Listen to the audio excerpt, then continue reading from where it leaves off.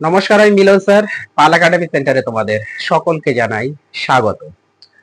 আজকে তোমাদের কাছে আমি নিয়ে চলে এসেছি আরআরবি এনটিপিসি 2025-এর 17ই আগস্টের ফার্স্ট শিফটের কিছু কোশ্চেন।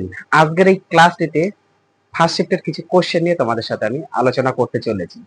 তাহলে চলো, সময় নষ্ট করবো না, আমরা সরাসরি দেখে নিই যে 17ই আগস্টে ফার্স্ট শিফটে অ্যাকচুয়ালি কোন কোশ্চেনগুলি ছিল। ওকে, প্রথম প্রশ্ন খেয়াল করো। দেখো কি বলেছে, কিসের উপর ভিত্তি করে প্রস্তর যুগকে 3 ভাগে ভাগ করা হয়েছে? কি বলেছে, কিসের উপর ভিত্তি করে প্রস্তর যুগকে 3 ভাগে ভাগ করা হয়েছে? এই প্রশ্নে তোমাদের সঠিক অ্যান্সার হয়ে যাবে যন্ত্রপাতির ব্যবহারের উপর। যন্ত্রপাতির ব্যবহারের উপর ভিত্তি করে প্রস্তর যুগকে 3 ভাগে ভাগ করা হয়েছে। তারপরে প্রশ্ন দেখো কি, প্রাচীন প্রস্তর যুগের বেশিরভাগ অস্ত্র কি দিয়ে তৈরি? প্রাচীন প্রস্তর যুগে বেশিরভাগ অস্ত্র কি দিয়ে তৈরি ছিল? এই প্রশ্নের সঠিক অ্যান্সার হবে কোয়ার্টজাইট। ওকে, কোয়ার্টজাইট দিয়ে তৈরি ছিল।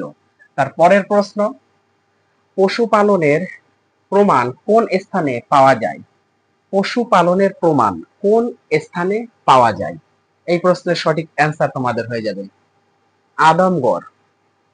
আদমগড়ে পশুপালনের প্রমাণ পাওয়া গেছে। ওকে, তার পরের প্রশ্ন দেখো কি বলেছে,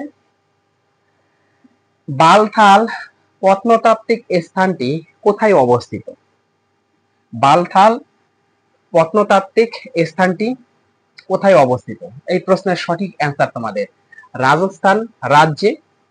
এর সঙ্গে আরেকটু মনে রাখতে হবে, রাজস্থান রাজ্যের উদয়পুর জেলায়। অনেক সময় তোমাদের অপশনে দেখা গেল যে ঘুরিয়ে দিতে পারে, অ্যাকচুয়ালি তোমাদের এই প্রশ্নের সঠিক অ্যান্সার হবে রাজস্থান। ওকে, রাজস্থান রাজ্যে, কিন্তু রাজস্থান না দিয়ে তোমাদের কিন্তু দিয়ে দিতে পারে যে উদয়পুর। রাজস্থান রাজ্যের উদয়পুর জেলাতে আছে। ওকে, তারপরের প্রশ্ন দেখো কি, মানুষ আবিষ্কৃত প্রথম ধাতুটি হলো, মানে মানুষের আবিষ্কৃত প্রথম ধাতুটি নাম কি? এই প্রশ্নের সঠিক অ্যান্সার হচ্ছে তামা। মানুষ আবিষ্কৃত প্রথম যে ধাতুটি সেটা হচ্ছে তামা আবিষ্কার করেছিল। তারপরের প্রশ্ন, ছত্তিশগড় রাজ্যের রাজধানীর নাম কি? আশা করি প্রত্যেকেই জানো ছত্তিশগড় রাজ্যের রাজধানীর নাম কি? এই প্রশ্নের সঠিক অ্যান্সার রায়পুর। রায়পুর হলো ছত্তিশগড় রাজ্যের রাজধানী। তারপরে প্রশ্ন, কে বাংলার আকবর নামে পরিচিত? কে বাংলার আকবর নামে পরিচিত? এই প্রশ্নের সঠিক অ্যান্সার হয়ে যাবে হুসেন শাহ। হুসেন শাহ বাংলার আকবর নামে পরিচিত। তারপরের প্রশ্ন দেখো কি বলেছে, নীলগিরির সর্বোচ্চ শৃঙ্গের নাম কি? নীলগিরির সর্বোচ্চ শৃঙ্গের নাম কি? এই প্রশ্নের সঠিক অ্যান্সার তোমাদের হয়ে যাবে দোদা বেতা। দোদা বেতা হলো নীলগিরির সর্বোচ্চ শৃঙ্গ। তারপরের প্রশ্ন, পিটের ভারত শাসন আইন কত সালে পাশ হয়? পিটের ভারত শাসন আইন কত সালে পাশ হয়? এই প্রশ্নের তোমাদের সঠিক অ্যান্সার হয়ে যাবে 1784 সালে। 1784, 1784 সালে পিটের ভারত শাসন আইন পাশ করা হয়েছে। তারপরে প্রশ্ন, ভারতরত্ন পুরস্কার প্রথম কত সালে দেওয়া হয়? ভারতরত্ন পুরস্কার, ভারতরত্ন পুরস্কার প্রথম কত সালে দেওয়া হয়? এই প্রশ্নের সঠিক অ্যান্সার হয়ে যাবে 1954 সালে। 1954, 1954 সালে ভারতরত্ন পুরস্কার সর্বপ্রথম দেওয়া হয়। তারপরের প্রশ্ন দেখো কি, গান্ধীজি ডান্ডি অভিযান কোথা থেকে শুরু করেছিল? গান্ধীজি ডান্ডি অভিযান কোথা থেকে শুরু করেছিল? এই প্রশ্নের সঠিক অ্যান্সার সবরমতী আশ্রম থেকে। সবরমতী আশ্রম থেকে গান্ধীজি ডান্ডি অভিযান শুরু করেছিল। ওকে, তারপরে প্রশ্ন দেখো কি, দিয়ারা সমভূমি কোন জেলায় অবস্থিত?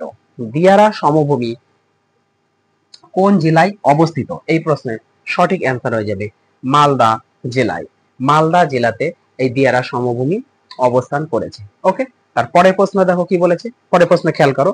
দেখো পরের প্রশ্নে বলা হয়েছে যে তত্ত্ববোধিনী সভার প্রতিষ্ঠাতা কে? তত্ত্ববোধিনী সভার প্রতিষ্ঠাতা কে? এই প্রশ্নের তোমাদের সঠিক অ্যান্সার হয়ে যাবে দেবেন্দ্রনাথ ঠাকুর। দেবেন্দ্রনাথ ঠাকুর হচ্ছে তত্ত্ববোধিনী সভা প্রতিষ্ঠা করেছিলেন। তো এখান থেকে তোমরা সালটাও একটু মনে রাখবে, 1839 সালে 6 অক্টোবর। ওকে, 1839 1839 সালে 6 অক্টোবর দেবেন্দ্রনাথ ঠাকুর তত্ত্ববোধিনী সভা প্রতিষ্ঠা করেছিলেন। তারপরে প্রশ্ন, প্রথম কোন ভারতীয় খেলোয়াড় ভারতরত্ন পুরস্কার পেয়েছেন? প্রথম কোন ভারতীয় খেলোয়াড় ভারতরত্ন পুরস্কার পেয়েছেন? এই প্রশ্নের সঠিক অ্যান্সার সচিন টেন্ডুলকর। ওকে, সচিন টেন্ডুলকর হচ্ছে সঠিক অ্যান্সার। তারপরের প্রশ্ন দেখো কি বলেছে, অমর্ত্য সেন কত সালে অর্থনীতিতে নোবেল পান? অমর্ত্য সেন কত সালে অর্থনীতিতে নোবেল পান? এই প্রশ্নের সঠিক অ্যান্সার 1978 সালে। 1978 1978 সালে অমর্ত্য সেন অর্থনীতিতে নোবেল পুরস্কার পেয়েছিলেন। তারপরের প্রশ্ন, সর্বোচ্চ পদ্ম পুরস্কারের নাম কি? সর্বোচ্চ পদ্ম পুরস্কারের নাম কি? এই প্রশ্নের সঠিক অ্যান্সার হচ্ছে পদ্ম বিভূষণ। পদ্ম বিভূষণ হচ্ছে সর্বোচ্চ পদ্ম পুরস্কার। তারপরের প্রশ্ন, কোন ক্ষেত্রে অস্কার পুরস্কার দেওয়া হয়? কোন ক্ষেত্রে অস্কার পুরস্কার দেওয়া হয়? এই প্রশ্নের সঠিক অ্যান্সার চলচ্চিত্রে। চলচ্চিত্রে অস্কার পুরস্কার দেওয়া হয়ে থাকে। তারপরের প্রশ্ন, সর্বোচ্চ ভারতীয় সামরিক পুরস্কারের নাম কি? সর্বোচ্চ ভারতীয় সামরিক পুরস্কারের নাম কি?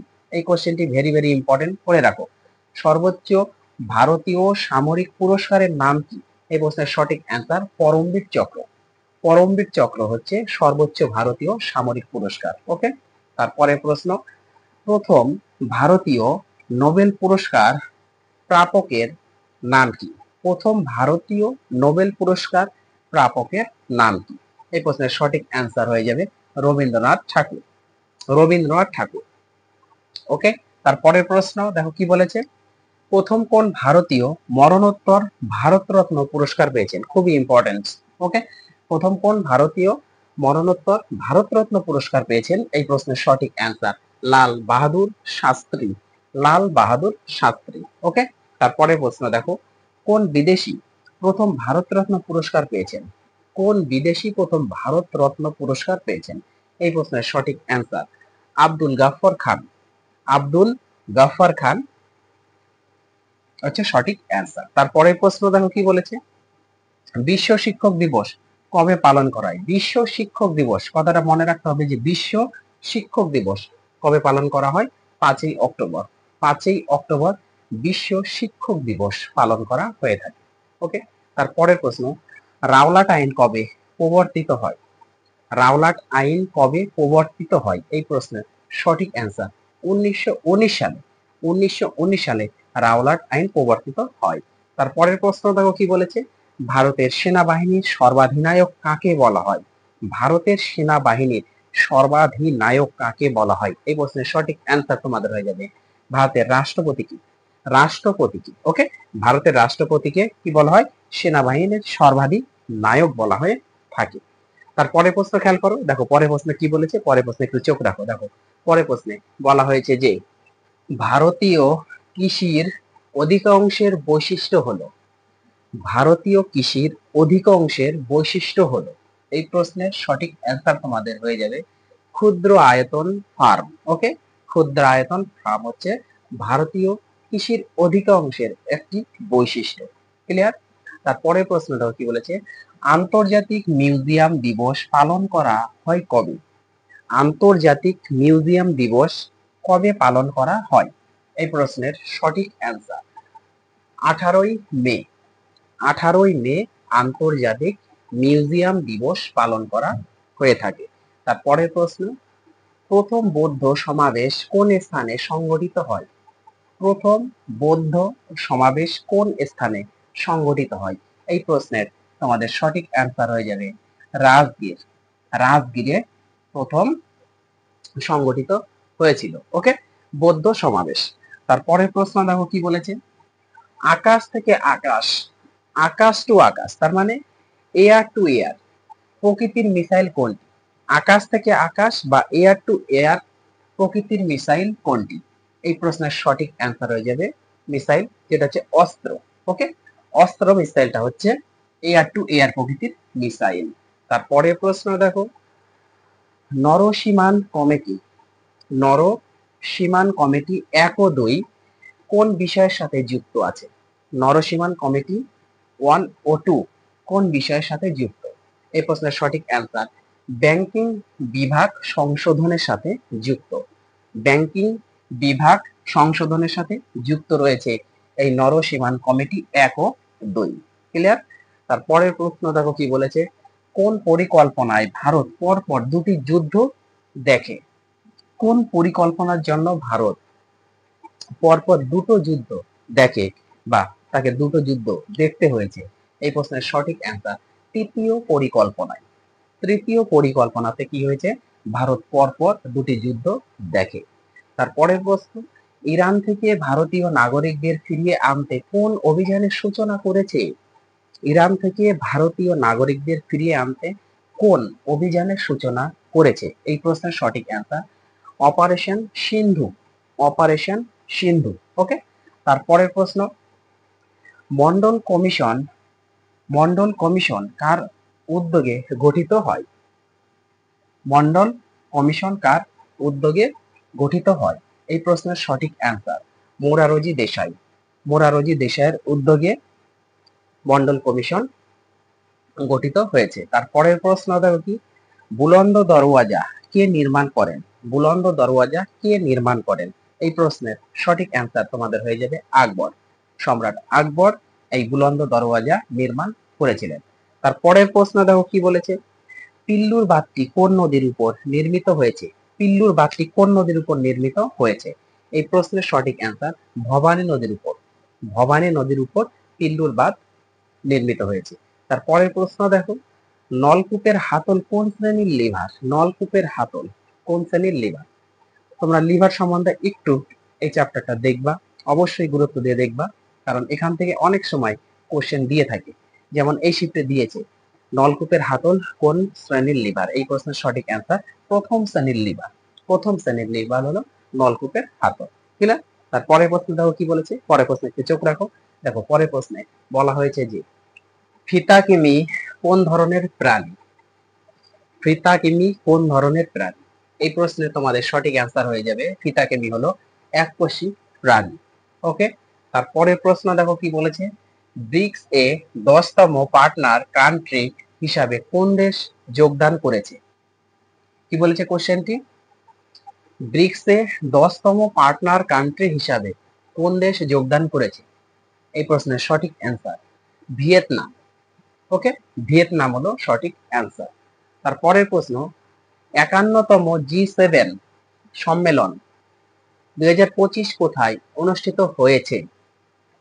51তম G7 সম্মেলন 2025 কোথায় অনুষ্ঠিত হয়েছে? এই প্রশ্নের সঠিক অ্যান্সার কানাডার কানানাস্কিস। কানাডার কানানাস্কিস। ওকে। তারপরের প্রশ্ন দেখো কি বলেছে, ঐরাবতেশ্বর মন্দির কোন শাসক নির্মাণ করেন? ঐরাবতেশ্বর মন্দির কোন শাসক নির্মাণ করেন? এই প্রশ্নের সঠিক অ্যান্সার দ্বিতীয় রাজরাজ। দ্বিতীয় রাজরাজ ঐরাবতেশ্বর মন্দির নির্মাণ করেছেন। তারপরের প্রশ্ন, সম্প্রতি প্রধানমন্ত্রী নরেন্দ্র মোদীকে সাইপ্রাসের কোন সর্বোচ্চ বেসামরিক সম্মান প্রদান করা হয়েছে? কোশ্চেনটি আরেকবার রিপিট করছি। দেখো কি বলেছে, সম্প্রতি প্রধানমন্ত্রী নরেন্দ্র মোদীকে সাইপ্রাসের কোন সর্বোচ্চ বেসামরিক সম্মান প্রদান করা হয়েছে? এই প্রশ্নের সঠিক answer grand cross of the order. Grand cross of the order of Makarios. Okay, grand cross of the order of Makarios. তারপরে প্রশ্ন দেখো কি বলেছে, অশোকের কোন শিলালিপি থেকে পশু হত্যা নিষিদ্ধকরণ সম্পর্কে জানা যায়? অশোকের কোন শিলালিপি থেকে পশু হত্যা নিষিদ্ধকরণ সম্পর্কে জানা যায়? এই প্রশ্নের সঠিক অ্যান্সার তোমাদের প্রথম মুখ্য শিলালিপি থেকে। প্রথম মুখ্য শিলালিপি থেকে। তারপরের প্রশ্ন দেখো, 2025 ওয়ার্ল্ড ফুড প্রাইজ জিতেছে। 2025 ওয়ার্ল্ড ফুড প্রাইজ জিতেছে। এই প্রশ্নের সঠিক অ্যান্সার মারিয়া গেলা। মারিয়াঙ্গেলা। ওকে, মারিয়াঙ্গেলা।